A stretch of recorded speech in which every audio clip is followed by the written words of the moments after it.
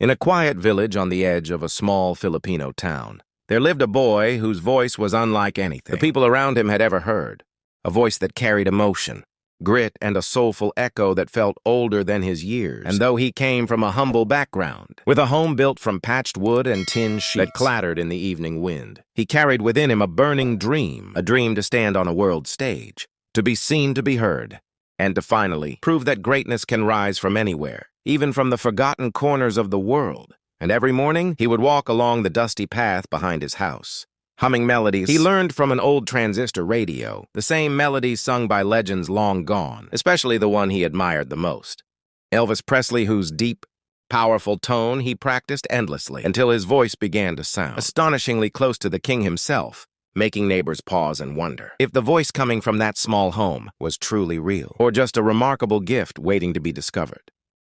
The boy's mother always encouraged him, even when life felt unbearably difficult, even when meals were scarce and the nights were heavy with uncertainty. She told him that talent like his was a rare blessing, something that could change their lives one day. And though the boy often doubted himself, he held tightly to her words, gripping them the way a child grips hope, believing that someday someone important would hear him, someone who could see beyond his circumstances, beyond his old clothes and worn shoes, someone who would hear the magic in his voice and push him forward toward the future he dreamed of. And late at night, under the dim glow of a flickering candle, he would listen to Elvis songs on repeat, closing his eyes and imagining himself performing on a massive stage, bright lights shining down on him, thousands of people cheering, judges staring in awe, and the world finally recognizing him for the voice he carried inside.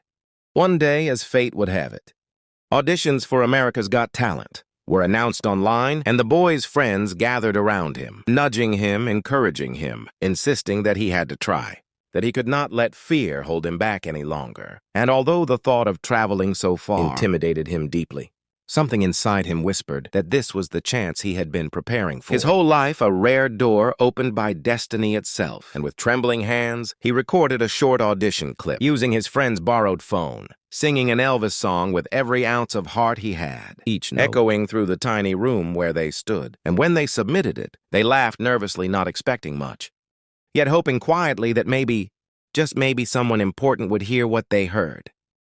Weeks passed and life went on as usual. The boy continued helping his mother, doing odd jobs, and practicing his voice whenever he had the chance. Until one afternoon, while he was sweeping outside their house, a notification buzzed on his phone. His heart pounded as he read the message, his breath catching in his throat, because it said he had been invited to audition in person for a AGT, something he thought was impossible, something that felt like a dream crashing into reality. And his mother cried tears of joy, embracing him tightly, whispering prayers of gratitude, knowing that their lives might never be the same again. And as the boy packed his small bag for the journey, he felt fear creeping in, but also excitement, unknowing that whatever happened next would define his future in ways he couldn't yet imagine. The day he arrived in America, everything felt surreal. The tall buildings, the noise of the city, the countless people rushing around, all of it overwhelmed him.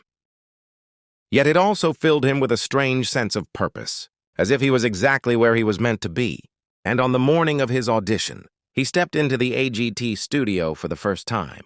Seeing the enormous stage, the blinding lights, and the iconic judges' table, he had only watched through a screen before. And though nerves trembled in his chest, he reminded himself of the journey that brought him here, of the sacrifices his mother made, of the dusty roads back home, of the neighbors who believed in him, and of the voice inside him that carried the legacy of Elvis, a voice that could not be ignored any longer, a voice that deserved to be heard. When he finally walked onto the AGT stage, his steps were small but steady. The audience murmured softly, wondering who this quiet boy was, and Simon Cowell stared at him with his usual stern expression, waiting to see if this contestant could truly deliver, if he could rise above the countless others who had stood on that stage with trembling hopes. And when asked who he admired most, the boy replied softly, Elvis Presley, his voice carrying a humility that instantly touched the crowd. And as the music began to play, deep silence fell across the room, a silence filled with anticipation, curiosity, and a slight skepticism, because no one expected a young Filipino singer to deliver a voice that could shake the entire theater.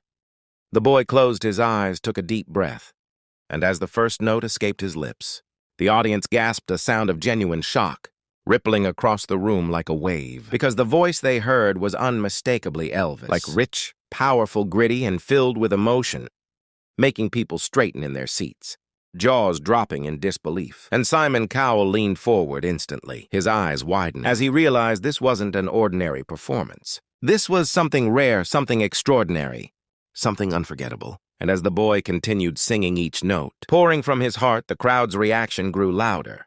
People standing clapping, cheering, unable to contain their amazement. And yet the boy remained focused, lost in the music, delivering each word with depth and sincerity. By the time he finished, the entire theater erupted.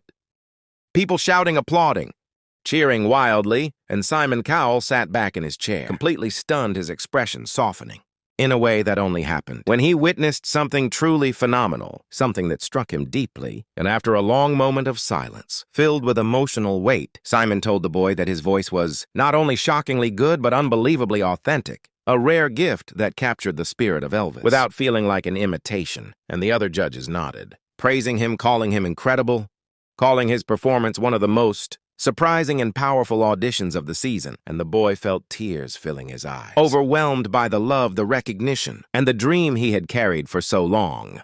And then in a moment that felt unreal, unforgettable, and life-changing, the judge's hand moved toward the golden buzzer. The audience screamed louder than ever, and golden confetti exploded from above like a shower of hope and celebration, raining down on the boy as he fell to his knees in disbelief, tears streaming down his face as he realized his life had just changed forever. His mother, watching from backstage, cried uncontrollably, knowing this moment was the beginning of a new chapter, a chapter built not from luck, but from years of practice, passion, and unwavering belief. And as the boy rose to accept the cheers, his heart swelled with gratitude, knowing that every sacrifice, every late night, every doubt, every dream had led him to this single, shining moment under the golden glow back home. The news spread like wildfire. Neighbors gathered around small screens cheering, shouting, celebrating the boy who once sang along dusty paths, now standing on one of the biggest stages in the world. And kids who used to listen to his voice from afar now proudly claim they always knew he was meant for greatness. And his mother's phone never stopped ringing. Relatives calling from distant towns, crying with joy, telling her how proud they were, how the boy had become an inspiration for so many, showing that even the poorest dreams could bloom into extraordinary realities when nurtured with love, persistence, and faith. And the boy himself felt humbled, knowing that fame wasn't what mattered most. What mattered was the message he carried, the message that talent sees no boundaries, no wealth, no status, and that anyone from anywhere could rise and shine. As he prepared for the next round of the competition, he spent long nights in quiet gratitude, thinking about everything he had been through, thinking about the sound of the audience cheering, the look in Simon Cowell's eyes, the dazzling rain of golden confetti. And he knew that no matter what happened next, he had already achieved something extraordinary, something people only dream of, something that would echo through his life forever. And he vowed to keep singing with the same heart, the same spirit, the same passion that carried him from a tiny village to the grand stage of a global show, knowing that the world now believed in him and that he had finally become the voice he always knew he could be. A voice that touched hearts, inspired dreams, and proved that even the smallest spark could ignite into a legendary blaze.